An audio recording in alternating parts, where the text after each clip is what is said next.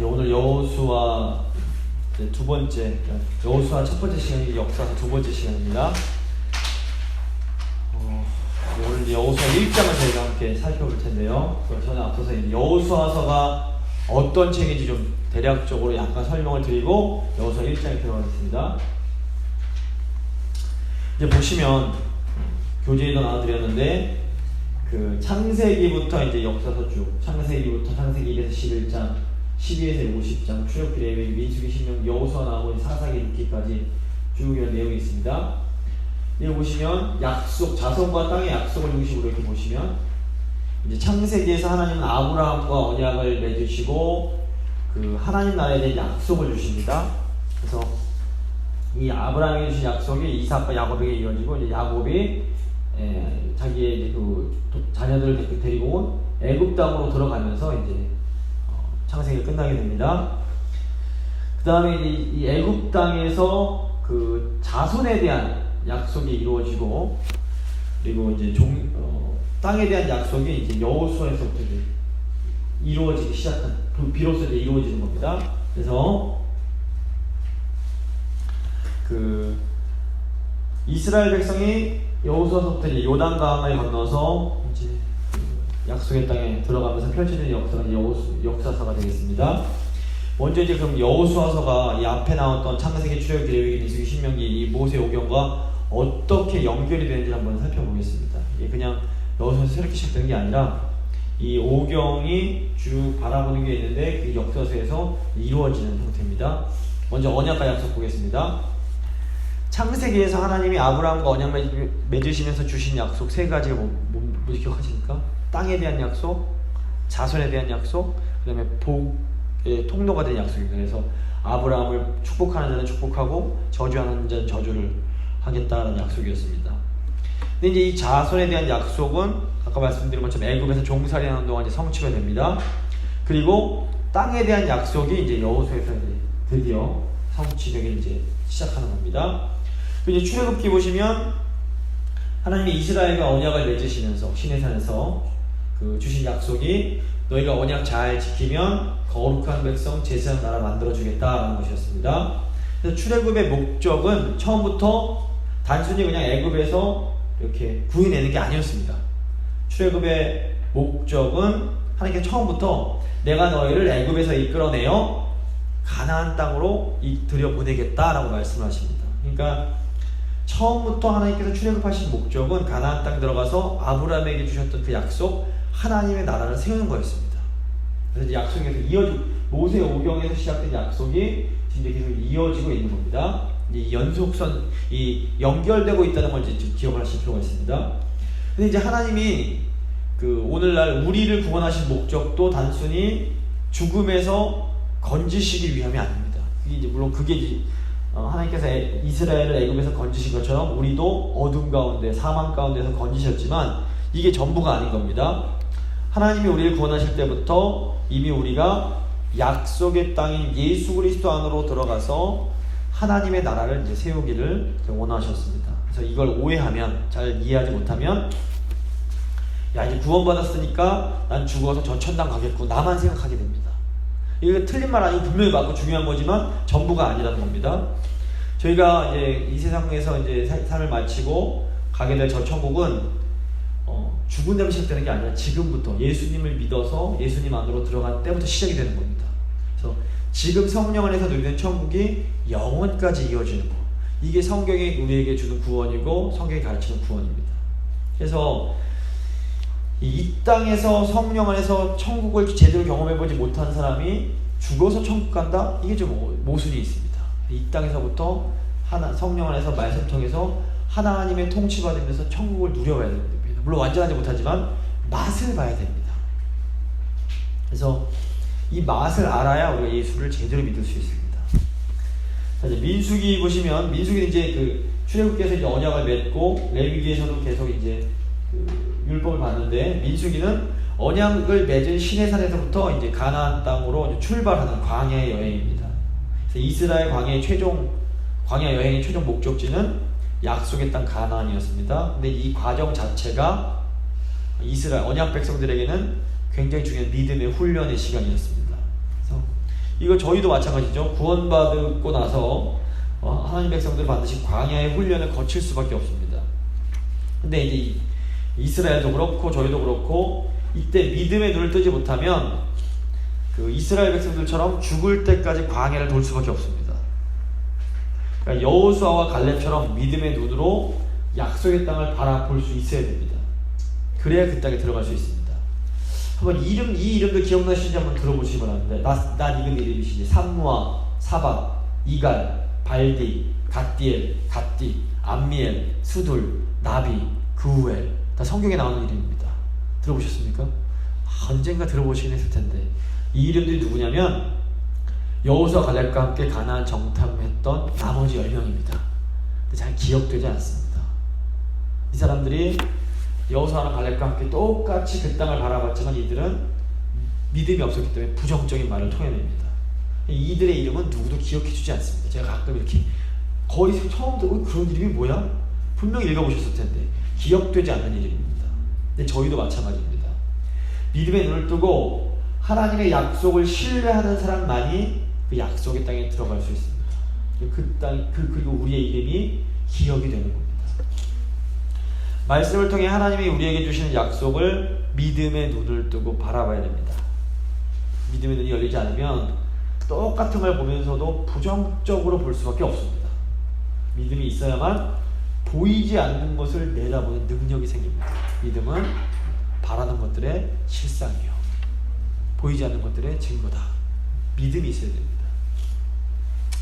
그다음에 신명기, 저희가 신명기 오래 했는데 약속의 땅에 들어가서 이제 언약 백성으로 어떻게 살아야 되는지에 대해서 모세가 이제 3번에 걸쳐서 설교한 내용이 신명기입니다. 여기 보시면 모세오경 전체가 이 약속의 땅이 이루어질 것을 계속 바라보고 있습니다. 이 여호수아서를 향해서 모세오경이 쫙 흘러가는 겁니다. 이런 의미에서 여호수아서는 모세오경이 꼽히는 절정에 해당한다고도 볼 수 있습니다. 그래서 모세오경이 여호수아와 아주 긴밀하게 연결이 됩니다. 또 지리적, 이제 2번 지리적으로 봐도 여호수아서는 모세오경과 아주 긴밀하게 연결이 됩니다. 창세기 보시면 아브라함이 갈대아 우르에서부터 가나안 땅으로 먼저 들어왔습니다.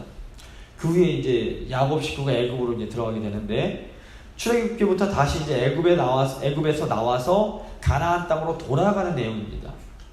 출애굽한 이스라엘 백성들이 시내산에서 언약을 맺습니다. 레위기는 이제 그 시내산에서 율법을 계속 받는 내용이고 민수기는 이제 시내산에서부터 가나안 땅으로 출발하는 내용입니다.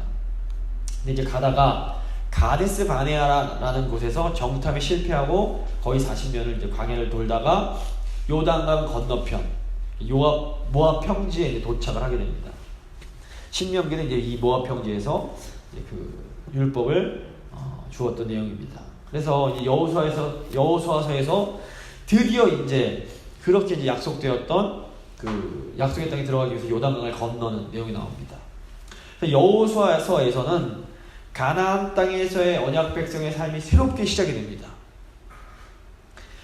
그래서 어떤 면에서 여호수아서는 모세오경에서 시작된 땅의 약속의 정점이면서 동시에 이제 그 역사서라고 불리는 그 책들의 출발점입니다. 클라이막스에 도착하면서 또 새로운 시작이 시작되는 겁니다. 새로운 역사가.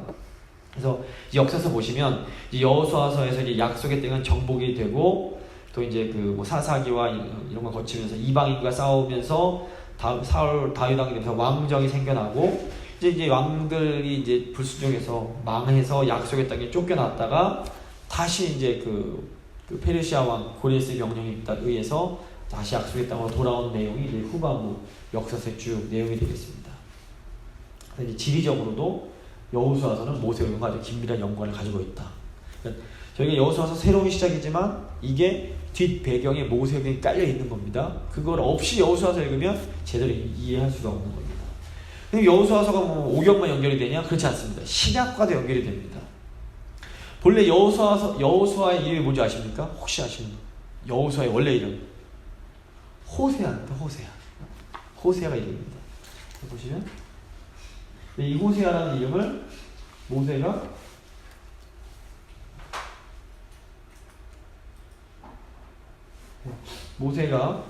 그 여호수아로 바꿔줍니다. 민수기 13장 16절 보시면 이는 모세가 땅을 정탐하러 보낸 자들의 이름이라 모세가 눈의 아들 호세아를 여호수아라 불렀더라. 호세아는 구원이라는 뜻이고요. 여호수아는 하나님은 구원이라는 뜻입니다. 호세아를 여호수아로 바꾸고. 그런데 이 여호수아의 본래 히브리, 구약 히브리어 발음이 뭐냐면 예슈아입니다. 예슈아. 뭔가 비슷하지 않습니까? 예슈아라는 히브리어를 그리스어, 즉 헬라어로 바꾸면 이게 이에수스가 됩니다. 이 예수스가 우리가 말하는 예수입니다. 그러니까 여호수아가 예수입니다. 그러니까 한국이 영어로 코리아인 것처럼 히브리어 예슈아가 헬라어 예수스입니다. 그러니까 여호수아가 예수는 똑같은 얘기입니다. 그래서 모세가 구원을 시작했지만 궁극적으로 그 땅에 들어가는 것은 여호수아의 역할입니다. 여호수아서는 약속의 땅에 들어가는 것을 근데 이제 안식이라고 표현합니다. 이따 보시면 그래서 안식이라는 단어가 나옵니다. 하나님이 주신 땅에 들어가는 것을 안식을 얻는 것을 설명합니다. 여호수아서 15장 여호와께서 안식하게 하신 것 같이 너희 형제도 안식하며 너희 하나님 여호와께서 주신 그 땅을 차지하기까지 하라. 그런데 히브리서도 보시면 뭐라고 그러냐면 구원 얻는 것을 똑같이 안식으로 표현합니다. 히브리서 4장 3절 보시면 이미 믿는 우리들은 저 안식에 들어가는도다. 이게 무슨 의미냐면 여호수아가 구약의 언약 백성인 이스라엘을 인도해서 가나안 땅으로 들어가서 안식을 주었던 것처럼 예수님은 새 언약 백성인 우리를 인도해서 안식으로 들여 보내주시는 겁니다. 그래서 여호수아서는 신약의 예수 그리스도와도 연결이 됩니다. 큰 살펴보고 두 번째 여호수아서 전체 구조를 한번 보겠습니다. 성경이 재밌는 게 성경 보시다 보면 한 그 구절에 또는 두 구절에 성경 아니고 한 책이나 한 두 책의 내용이 요약되어 있는 경우가 있습니다. 대표적인 출애굽기 19장 5절 6절. 그러니까 시내산 언약 때 하나님이 모세에게 주셨던 그 말씀인데요. 이거 보시면 제가 자주 붙였던 말씀인데 세계가 다 내게 속하니 너희가 내 말을 잘 듣고 내 언약을 지키면 언약 지키는 내용인데 이게 출애굽기 20장에서 24장 내용입니다. 모든 위치 중에서 내 소유가 되겠고 출애굽기 25장에서 40장에 이제 성막 짓는 내용 하나님의 소유 삼으셨기 때문에 성막을 지어서 함께 사는 그런 내용이 또 나옵니다. 그리고 제사장 나라가 되면 레위기 1장에서 10장은 제사장에 대한 내용이 나오고 거룩한 백성이 되리라. 레위기 11장부터 27장은 그 거룩한 것에 대한 내용이 나옵니다. 그러니까 한 절에 출애굽기 20장부터 40장 그리고 레위기 1장부터 27장의 내용이 다 요약되어 있는 겁니다. 이것만 그런 게 아니라 사도행전 보셔도 이 내용이 똑같이 나옵니다. 사도행전 1장 8절 보시면 유명한 말씀입니다. 오직 성령이 너에게 임하시면 내가 권능을 받고 예루살렘과 온 유대와 사마리아와 땅끝까지 이뤄내 증인이 되리라 이 말씀이 있습니다. 그런데 사도행전 1장부터 28장까지 되어 있는데 이 구조를 보면 흥미롭게도 1장에서 6장까지는 예루살렘에서 이제 사도들이 증인이 되어서 활동하는 내용이 나오고 8장에서 12장은 온 유대와 사마리아에서 이제 그 증인으로 되는 내용이 나오고 사도행전 13장부터 28장이 이제 땅끝까지 이방인이 전환파되면서 나중에 로마까지 가는 그런 이제 내용이 나오게 됩니다. 그러니까 성경 보시는 앞부분에 그 책 전체의 내용이 요약되어 있는 경우가 많습니다. 근데 제가 이게 왜 드리냐면 여호수아서도 그렇습니다. 여호수아서의 주제가 한마디로 가나안 정복입니다. 여호수아서 안에 크게 네 가지 내용이 있습니다. 진입하는 1장에서 5장은 진입의 내용, 6에서 12장은 이제 전쟁을 하는 내용, 그 다음에 13에서 21장은 분배해주는 내용, 20에서 24장이 이제 다 분배해주면 여호와만 섬기면 살아라 하면서 이제 그 순종 권고하는 내용이 나옵니다. 그런데 이 내용이 오늘 여호수아서 1장 2절부터 그 8절까지 내용에 또 그대로 이렇게 이해하게 됩니다. 보겠습니다. 먼저 간략하게 진입 전쟁 분배 권고입니다.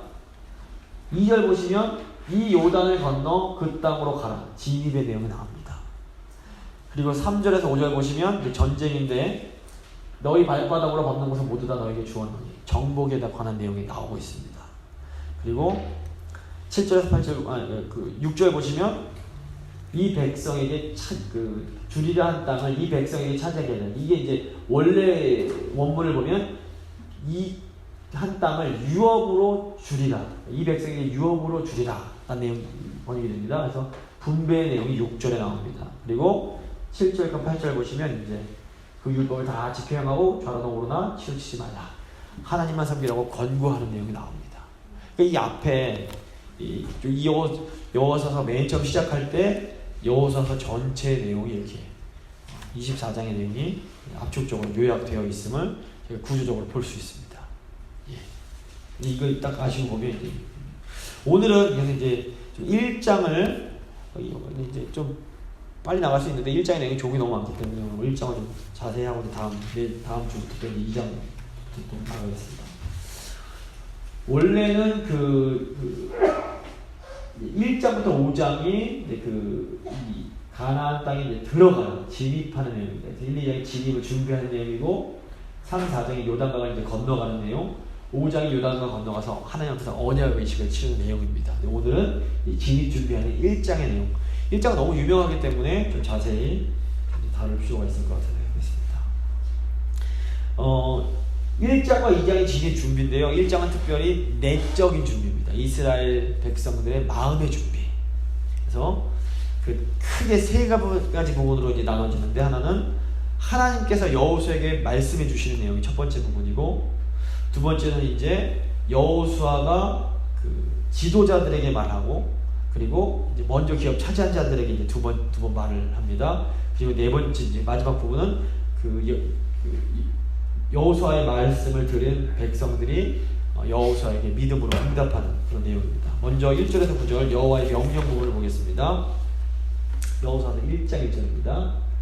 보시면 여호와의 종 모세가 죽은 후에 여호와께서 모세의 수종자 눈의 아들 여호수아에게 말씀하여 이르시되.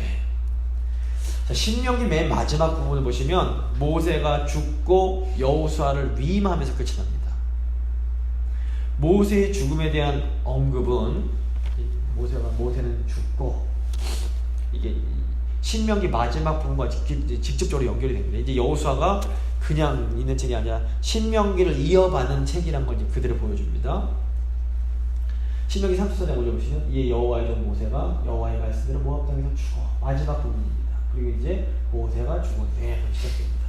이 재미있는 거 역사서 보시면 중요한 인물의 죽음을 언급하면서 새로운 이야기가 시작이 됩니다. 사사기 1장 보시면 여호수아가 죽은 후에 또 사사기님이 시작이 됩니다. 그리고 사무엘하 1장 보시면 사울이 죽은 후에 그게 또 시작이 됩니다. 열왕기하 1장 보시면 아합이 죽은 후에. 이게 뭐냐면, 이게 무슨 의미냐면, 한 인물의 죽음은 한 시대가 끝나고 새로운 시대가 시작됨을 상징합니다. 그래서 이게 이제 개인적인 차원에서 죽지 않으면 새롭게 시작될 수가 없습니다. 죽어야 새로운 시작이 됩니다. 사도 바울이 자기가 매일 그리스도 안에서 새로운 존재로 살아갈 수 있는 게 이유를 나는 그리스도 안에서 매일 죽노라 라고 고백을 합니다. 고린도전서 15장 31절입니다. 형제들아 내가 그리스도 예수 우리 주 안에서 가진 바 너희에 대한 나의 자랑을 두고 단언하노니 나는 날마다 죽노라. 그러니까 우리가 성령 안에서 새로운 존재, 새로운 피조물로 살아가려면 우리도 매일 그리스도 안에서 죽어야 됩니다. 이제 이게 그 존 오웬이라는 아주 위대한 청교도는 이제 이거를 그 성화의 두 단계가 있다고 하는데, 하나는 그 mortification, 죄의 죽임의 단계가 있고, vivification, 그 의 살림의 단계가 있다. 죽고 사는 겁니다. 요즘 이제 성도님들이, 저희 교회 성도님들이 그 말씀에 순종하려고 이제 화나는 일이 있으셔도 부단히 노력하면 참으시는 걸 제가 종종 보게 됩니다. 근데 이제 이게 순종하려고 꾹 참고 애쓰는 게 참 귀한 노력인데, 이 내 힘으로 이렇게 참고 참다 보면 이게 여기 딱 참 어떻게 됩니까? 빵 터집니다. 그래서 정확하게 말씀드리면 이게 어떻게 되는 거냐면 참는 게 아니라 죽어야 되는 겁니다. 참는 거랑 죽는 거랑 다른 겁니다. 그러니까 저 인간이 사람이 맞나 싶을 정도로 예수님을 위해서 나의 감정과 내 욕심과 내 생각을 그냥 십자가에 못 박아 버리는 겁니다. 물론 쉽지 않습니다. 성령이 도와주셔야만 됩니다. 근데 어떤 분들 보시면 과거의 기분 나쁜 일이나 어떤 남이 나한테 상처 준 거에 매여서 더 이상 앞으로 약속의 땅으로 한 발짝도 더 나가지 못합니다. 과거에 누가 나의 상처를 주면 그걸 그냥 매일같이 묵상하는 겁니다. 저 인간이 나한테 그랬지. 계속 매일같이 미워하고 욕하면서 매일매일 살아갑니다. 너무 안타깝게도 이런 분들은 절대로 하나님이 주시는 그 새 땅에서의 그 약속의 땅에서의 안식과 기쁨을 못 누립니다. 그러니까 이런 지옥 같은 상황에서 벗어나는 비결이 뭔지 아십니까? 용서입니다. 용서를 하면 우리를 꽉 묶고 있는 과거의 감옥에서 벗어나서 하나님이 주시는 참 자유와 참 기쁨을 누리게 됩니다. 그러니까 그리스도인의 최고 특권이 뭐냐면 이 용서의 축복을 누리는 겁니다. 그러니까 나의 죄를 내가 주기도문에 보시면 우리가 잘못한 사람을 용서해 준 것 같이 우리 죄를 용서해 주시고, 그러니까 예수님이 우리가 하나님이 주신 안식을 누릴 수 있는 비결을 주기도문에 실어 주셨습니다. 용서해야 되는 겁니다. 반면 또 어떤 분들은 상처와 고통에 과거의 그 고통에 묶이는데, 어떤 분들은 또 과거의 영광이 꽉 묶입니다. 과거에 좋았던 시절, 내가 잘 나가던 그때의 추억에 꽉 묶여서 더 이상 또 한 걸음 더 나아가질 못합니다. 이런 분들은 과거에 좋았던 시절만을 또 계속 생각하는 겁니다. 아, 그때가 좋았지. 왕년에 내가 이랬는데. 모세는 이미 죽었는데도 계속해서 모세 시체를 붙들고 그냥 모세 하면서 살아가는 겁니다. 이런 분들이 의외로 주위에 많습니다. 모세의 죽음은 우리가 약속의 땅으로 나아가는 것을 가로막는 모든 것들과의 단절을 의미합니다. 이게 뭐 상처이든 과거의 영광이든 실패든 성공이든 우리 안에 있는 모세가 죽어야 여호수아가 가나안 땅을 정복할 수 있습니다. 그래서 약속의 땅으로 나아가기 위해서 내가 묻어버려야 할 모세가 무엇일지 그걸 좀 잘 생각해 보시기 바랍니다. 여호수아 역할 보겠습니다. 2절입니다.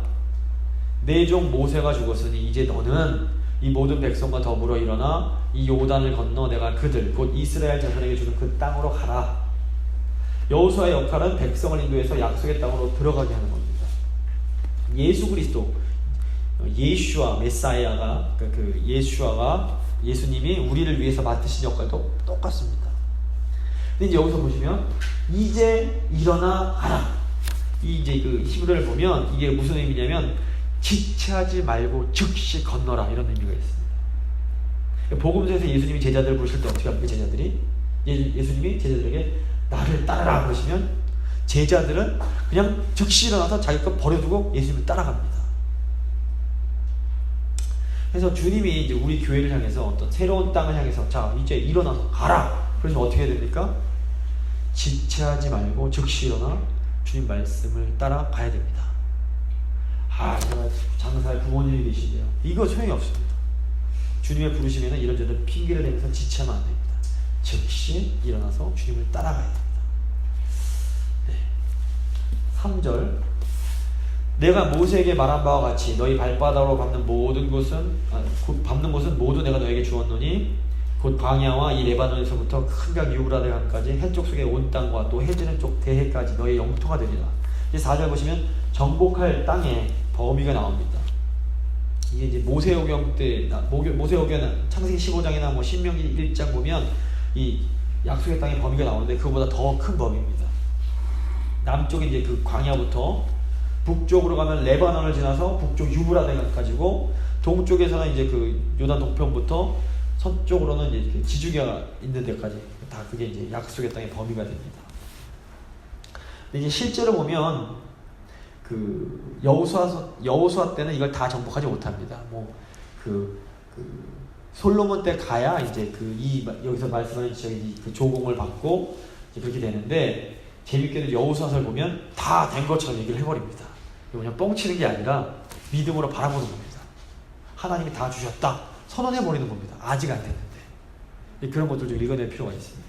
나중에 확인해보겠습니다. 5절, 6절입니다. 내 평생에 너를 등에 대적할 자가 없으리니 내가 모세와 함께 있었던 것 같이 너와 함께 있을 것입니다. 내가 너를 떠나지 아니하며 버리지 아니하리니 강하고 담대하라. 너는 내가 그들의 조상에게 맹세하여 그들에게 주리라 한 땅을 이 백성에게 차지하게 하리라. 이렇게 말씀하십니다. 하나님이 여호수아와 함께 해주시겠다, 이스라엘과 함께 해주시겠다는 아주 강력한 약속입니다. 이 약속이 우리에게도 주어진 약속입니다. 근데 이제 이겁니다. 이 약속 믿으면 전쟁은 승리입니다. 근데 이 약속 못 믿으면 전쟁은 지는 겁니다. 결국 이스라엘, 하나님의 백성, 언약 백성의 승리는 어떤 이스라엘의 전투력, 막 군사력 여기에 있는 게 아닙니다. 이스라엘의 승리는 믿음에 달려 있습니다. 언약 백성들에게는 하나님의 약속을 믿는 믿음이 곧 전투력이요, 실력이요, 힘입니다. 이거 아셔야 돼요. 저희도 마찬가지입니다.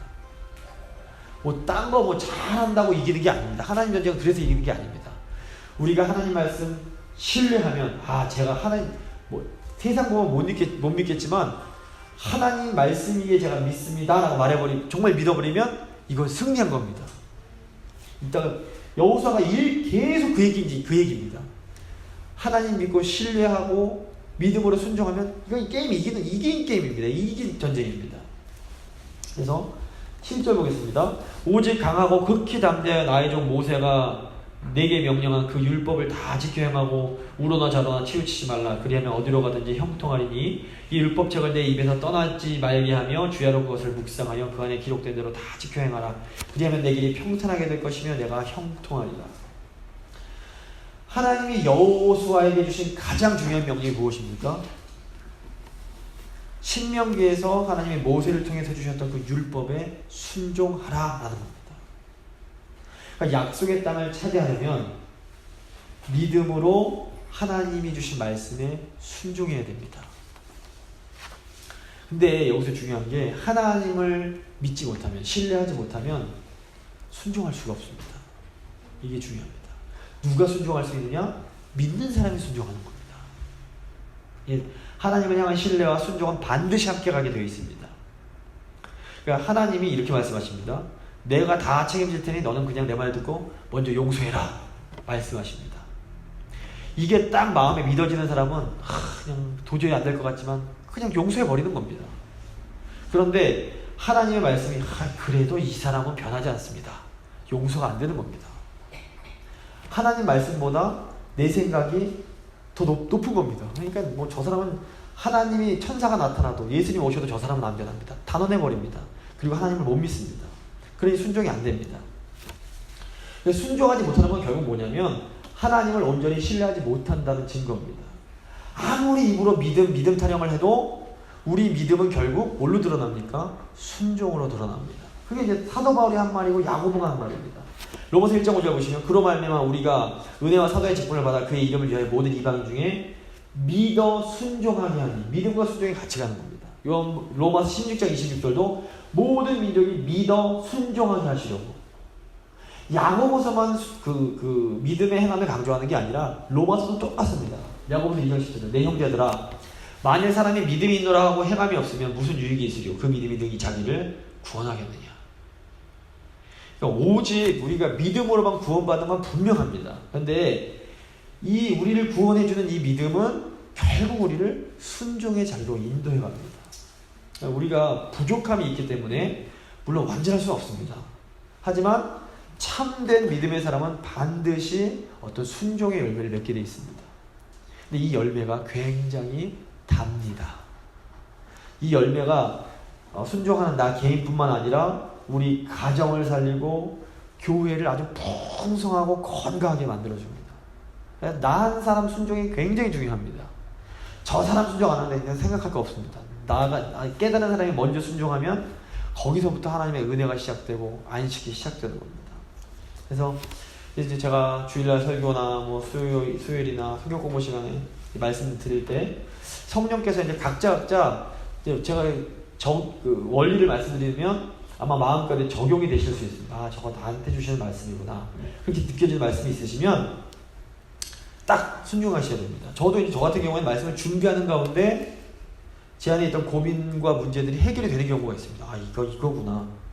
또 어떨 때는 제가 깨닫고 결단하고 바꿔야 되는 그런 또 이제 그럴 때도 있습니다. 저는 마찬가지니까. 그때 이제 빨리 결단하고 바꿔야 됩니다. 이걸 이제 하나님 말씀인 것 같긴 한데 마음이 아직 내키지가 않는 겁니다. 어떻게 됩니까? 질질 끄는 겁니다. 알긴 알지만 그래도 아직은. 그러면 어떻게 됩니까? 이제 하나님이 건드시는 겁니다. 어떤 문제가 빵 터지면 이제 그때 가서 아차 그때 순종할 걸. 뒤늦은 깨달음, 뒤늦은 후회를 하는 겁니다. 그래서 지혜로운 사람은 하나님이 말씀하실 때 즉시 일어나서 따르는 겁니다. 몸이 빨리 움직여져야 됩니다. 이게 굉장히 중요합니다. 이거 훈련하는 게 교회 생활입니다. 빨리 말씀하시면 즉시 순종하고, 즉시 순종하면 즉시 하나님께서 또 은혜 주시는 겁니다. 이 은혜 누리면서 사는 게 이제 그리스도인입니다. 자, 이제 여호수아가 하나님 말씀을 들었고, 이제 여호수아가 이스라엘 백성들에게 얘기를 합니다. 먼저 관리들을 향해서 10절, 11절 얘기를 합니다. 이 여호수아가 그 백성들의 관리들에게 명령하이르되 진중에 두루다니며 그 백성에게 명령하이르기를 양식을 준비하라. 사흘 안에 너희가 이 요단을 건너 너희의 하나님 여호와께서 너희에게 주사 차지하게 하시는 땅을 차지하기 위하여 들어갈 것입니다 하라. 사실 전쟁하려면 준비할 게 얼마나 많겠습니까? 창이며 다 준비해야 되는데, 이거 보시면 여호수아가 백성에게 뭐 준비하라고 그럽니까? 먹을 거 준비하라고 그럽니다. 이게 전쟁 앞둔 이스라엘이 준비해야 할 전부입니다. 먹을 거 준비해라. 이게 무슨 의미일까요? 하나님의 전쟁은 이 세상 전쟁과 달리 마음의 준비가 제일 중요하다는 겁니다. 세상의 전쟁은 칼과 창과 무기로 하지만 하나님 전쟁은 믿음과 순종으로 하는 겁니다. 다른 무기 들 필요 없다는 겁니다. 먹을 거 챙기고 마음만 잘 챙기자는 겁니다. 여기서 중요한 게 관리자들입니다. 관리자들은 지도자들을 말합니다. 그러니까 우리가 믿음으로 하나님 말씀에 순종하기만 하면 나머지는 하나님이 다 알아서 해주실 것이다 라는 믿음이 누구에게 먼저 있어야 됩니까? 리더에게 먼저 있어야 되는 겁니다. 지도자들에게. 이 전쟁은 하나님의 전쟁이다. 언약 백성의 승리는 인간적인 힘과 능력과 기술이 아니라 오직 믿음과 순종에 달려있다. 영적인 지도자들이 먼저 이 원리를 꽉 붙잡아야 됩니다. 이 지도자들이 마음의 준비를 아주 단단히 해야 됩니다. 이게 분명치가 않으면 어려운 상황이 딱 닥치면 어떻게 됩니까? 안에서 인간적인 방법을 사용하고 싶은 게 불뚝 올라오는 겁니다. 근데 이때 이제 그걸 딱 마음을 잡고 있으면 이제 그거 하나님 뜻 따라가는데 인간적인 방법을 사용하기 시작하면 어떻게 됩니까? 공동체가 시끄러워지고 혼란스러워지고 난리가 나는 겁니다. 그래서 지도자들은 마음을 지키기 위해서 기도를 많이 하셔야 됩니다. 잠언 4장 23절입니다. 모든 지킬 만한 것 중에 더욱 내 마음을 지키라. 생명의 근원이 이에서 남이니라. 그러니까 우리 마음 지키는 게 참 중요합니다. 환경이 아무리 주위가 난리를 쳐도 마음만 딱 지킬 수 있으면 그거는 아무 문제가 없는 겁니다. 환경이 아무리 평온해도 마음이 들썩거리면 그건 반드시 문제가 나는 겁니다. 그래서 마귀가 하는 일이 뭐냐면 우리 마음을 격동시키는 겁니다. 마귀가 공동체를 흔들기 위해서 제일 잘 사용하는 계략이 공동체에서 가장 약한 부분을 치는 겁니다. 그래서 거기서부터 마음을 흔들어 버리는 겁니다. 사람마다 약한 부분이 또 다 있습니다. 공동체에서도 약한 부분이 있고 개인적으로도 약한 부분들이 있습니다. 근데 마귀가 이 부분을 기가 막히게 잘합니다. 그래서 이제 좀 하나님이 일 좀 하려고 그러면 우리를 이제 무너뜨리려고 이 약한 부분을 주로 공격을 해댑니다. 근데 이때 중요한 게 뭐냐면 혼자 싸우려고 그러면 이길 수가 없습니다. 절대 이 영적 싸움은 혼자 싸우는 게 아닙니다. 그래서 하나님이 우리를 혼자 부르신 게 아니라 교회라는 공동체로 불러주신 겁니다. 그래서 다 약점이 있는데 이제 어떻게 공동체 싸우는 게 뭐냐면 나의 약점을 내 옆에 믿음의 사람과 함께 공유하면서 기도를 부탁하는 겁니다. 실은 내가 이 부분이 너무 약한데 내가 혼자서 못 싸우겠으니 같이 기도해주고 같이 좀 싸워달라. 서로 부탁하는 겁니다. 그럼 이제 성도들이 다른 성도들의 그 약점과 그 기도들과 함께 나누면서 같이 싸워가는 겁니다. 잘할 수 있어요. 함께 힘을 내면서 싸워가는 겁니다. 이렇게 같이 기도하면서 영적 전쟁을 하다 보면 이제 성도들 간에 어떻게 생기냐면 전우회가 생겨납니다. 함께 싸웠기 때문에. 이 전우회가 평생 가는 겁니다. 제가 이제 재건교회가 사실 이렇게 막 숫자가 많지도 않은 게 어떻게 이렇게 질게 이어올 수 있었을까? 제가 가만히 생각을 해봤더니, 말씀 주면 생각을 해봤더니 신사참에 반대하면서 전우회가 생긴 겁니다. 재건 운동을 하면서 같이 싸운 게 있는 겁니다. 이게 근데 굉장히 무시를 못합니다. 함께 싸운 전우회는 일평생 가는 겁니다. 근데 지금 같은 경우에 이제 눈에 보이는 그 상황은 변했습니다. 하지만 저 뒤에서 우리가 싸워야 할 대상 마귀는 조금도 변하지 않았습니다. 그때는 이제 그 핍박이라는 상황으로 우리를 몰아댔다면 요즘에는 평안한 상황으로 우리를 막 이제 몰아댑니다. 교회에서 보시면 사람들이 핍박이 심한, 아시다시피 핍박이 심할 때 오히려 강건한데 편안해지면 타락합니다. 이 시대는 편안한 걸로 공격하는 겁니다. 이제 우리가 뭐에 대해서 대항해서 싸워야 되냐면 이 안락과 쾌락과 편안한 것과 대항해서 싸워야 되는 겁니다. 그래서 교인들은 이렇게 함께 이렇게 부둥켜 안고 싸워야 할 동역자고 동지이지 서로 반목하고 대립해야 할 대상이 절대로 아닙니다. 우리끼리 서로 반목할 때 제일 기뻐지는 게 마귀입니다. 마귀 기쁘게 할 일이 없습니다. 그래서 이 마귀의 전략을 잘 알고 때로 약자들이 막 흔들릴 때 기도해야 될 때구나. 무릎 꿇으셔야 되는 겁니다. 그래서 앞으로 저희가 이제 하나님 일을 해나가려고 할 때 마귀가 저희를 가만두면 그거는 저희가 일하지 않는다는 증거입니다. 뭔가 여기 터지고 저기 터지고 이런 일들이 터지면 마귀가 공격하고 우리가 일하기 시작하는구나. 눈치를 채셔야 됩니다. 뭐 놀라실 거 없습니다. 당연히 그렇겠거니. 루터가 종교개혁 할 때 매일같이 귀신이 나타났답니다. 하도 보니까 귀신이 처음에 무서웠는데 무섭지도 않고 나중에는 전설처럼 남아있는 얘기가 자다가 일어났다 또 귀신이 있답니다. 옆에 있는 잉크병 던져서 좀 가라! 그러고 던졌답니다. 그래서 루터가 거하던 벽에 그 잉크 자국이 아직도 남아있답니다. 그러니까 저희가 이제 살아있는 교회는 마귀와 싸우는 교회입니다. 그러니까 그거 아시고 계속 어떤 어려운 일들이 생기고 막 주위에 내 마음을 격동하는 일들이 생길 때 마음이 흔들리지 마시고 무릎 꿇고 깨어서 기도하는 그렇게 저희 교회가 이제 나아가야 될 필요가 있을 것 같습니다. 다음에 이제 뭐 여호수아가 누구한테 얘기를 하냐면 좀 긴데 먼저 이제 그 동쪽에서 먼저 르벤, 갓, 므낫세 반지파 동쪽에서 먼저 이렇게 그 기업 분배받은 그 지파들한테 이제 또 얘기를 합니다. 내용을 압축하면 뭐냐면 너희 하나님이 먼저 기업 얻게 하셨으니 이제 너희가 싸울 때 앞장서서 싸워라 이 얘기입니다. 너희 형제가 안식 얻게 하면 니들도 돌아가서 안식 얻을 수 있다 이 얘기입니다. 그러니까 이게 굉장히 중요한 의미가 있습니다. 지금 르벤 지파, 갓 지파, 므낫세 반지파는 먼저 기업을 받고 안식을 얻은 지파들입니다. 그러니까 먼저 하나님 은혜 경험한 사람들이 어떻게 하는 얘기입니까? 가장 앞장서서 싸우라는 얘기입니다. 먼저 은혜 받은 사람이 먼저 앞장서서 싸우는 겁니다. 먼저 은혜 받은 사람이 먼저 섬기고 먼저 희생하고 먼저 모범을 보여야 됩니다. 나는 이렇게 잘해주는데 저 사람은 왜 맨날 저래? 이런 생각하시면 안 됩니다. 그 사람은 내가 받은 은혜를 아직 경험 못했기 때문에 하고 싶어도 할 수가 없는 겁니다. 그래서 다른 교인이 나한테 잘 못한다고 자꾸 이렇게 같이 화내고 이러면 이거 아직 나도 안식이 안 된 겁니다. 먼저 안식이 누리는 사람은 영적 싸움의 최전방에서 뛴다고 생각하시면 됩니다. 물론 굉장히 고달픕니다. 전방에서 막 그냥 모든 화살과 이런 걸 다 받아내야 됩니다. 그런데 그게 복된 자리입니다. 레위인의 자리.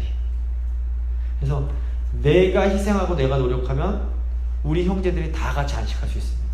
예수님 가신 길을 우리가 따라가는 겁니다. 그래서 근데 우리가 나의 희생으로 공동체가 평안해지면 그것보다 또 기쁜 게 없습니다. 그러니까 먼저 기업 얻었다고 생각하시는 분, 내가 하나님 은혜 경험했다고 생각하시는 분들은 이제 어떻게 하셔야 됩니까? 먼저 내가 앞장서리라. 먼저 희생하고 먼저 모범을 보이고 먼저 겸손하게 숙이고 이거 연습하는 게 우리의 몫입니다. 마지막 16절에서 18절 보시면 저희가 함께 읽은 백성들의 반응입니다.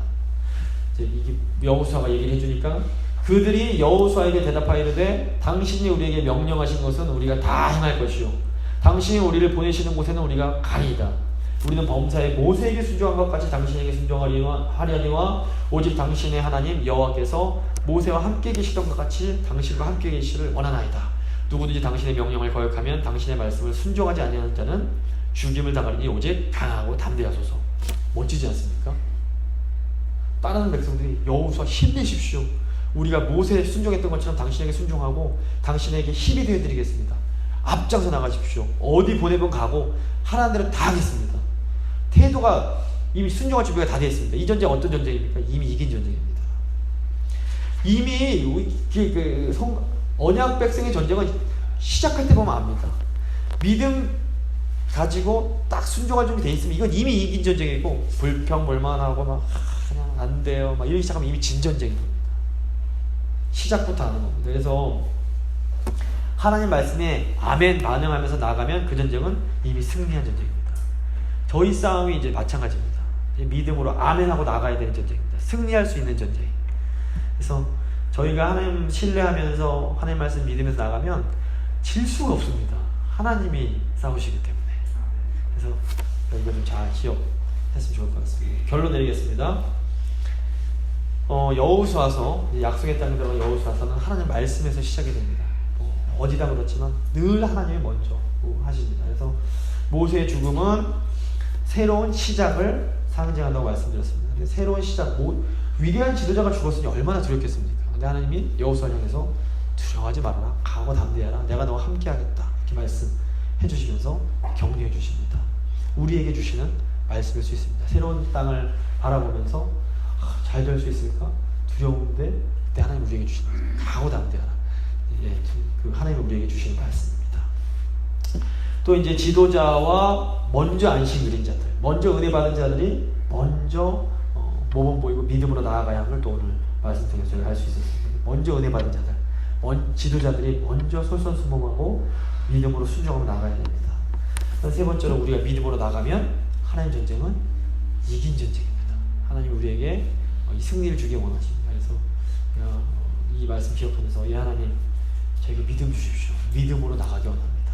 승리하기 원합니다. 주님 주신 주님 약속하신 이 새 땅을, 이 약속의 땅을 저희가 믿음으로 취하며 나아갈 수 있도록 주님 도와주십시오. 한번 같이 기도하겠습니다. 살아계신 하나님 감사합니다.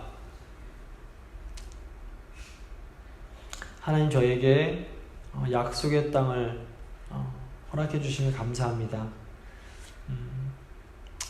이 땅은 오직 믿음으로만 들어갈 수 있는 땅임을 저희가 압니다. 하나님, 저희가 하나님을 더 신뢰할 수 있도록 주여 도와주시옵소서. 아버지, 이 땅은 저희가 혼자서 들어가지 못합니다. 함께 손잡고 하나 되어 나아가야만 합니다. 주님, 저희 모든 성도님들이 이 영적 전쟁의 동역자요 동지들임을 기억하며 서로 위로하고 서로 권면하고 서로 세우며 나아갈 수 있도록 주여 도와주시옵소서. 아버지, 마귀는 앞으로 계속 저희를 넘어뜨리려고 하고 저희 공동체를 흔들려고 할 것입니다. 하지만 주님, 저희가 마귀의 괴계를 알았사오니 흔들리지 않게 하시고 더 깨어서 기도하며 마귀의 권세를 물리치고 오직 믿음으로 승리하며 나아갈 수 있도록 주여 함께하여 주시옵소서. 특히 저희 교회 가운데 육신적으로 아버지 연약한 분들 계십니다. 이영희 권사님 수술 마치고 회복 중에 있으신데 아버지 속히 회복될 수 있도록 도와주시고 육체 고통도 아버지 감화해 주시고 무엇보다 이 시간이 믿음의 시간이 될 수 있도록 하나님을 더 깊이 만나시고 더 하나님 앞에서 새로워지는 복된 시간으로 삼으실 수 있도록 이 고통의 시간을 믿음의 시간으로 바꿀 수 있도록 주여 함께해 주시옵소서. 저희 교회에 연로한 주의 백성들 기억하여 주시고 늘 영적으로나 육적으로나 강건하게 하셔서 정말 조금도 부족함 없게 하시고 하나님 주신 그 힘과 능력으로 하나님 잘 섬기시면서 남은 삶을 기쁨 가운데 평안 가운데 감격 가운데 사실 수 있도록 주여 늘 함께하여 주시옵소서. 주께서 새로 세우신 임직 새로 세우신 주의 백성들 주님 기억하여 주시고 지혜와 명철과 힘을 더하여 주셔서 주님의 몸된 교회를 세우는데 조금도 부족함 없을 수 있도록 주여 함께하여 주시옵소서. 아무쪼록 하나님 저희 교회에 새 일을 행하실 줄 믿습니다. 주님 믿음으로 한 걸음 한 걸음 나아갈 수 있도록 주여 함께하여 주시옵소서. 감사드리며 귀하신 우리 주 예수 그리스도의 이름으로 기도드립니다. 아멘.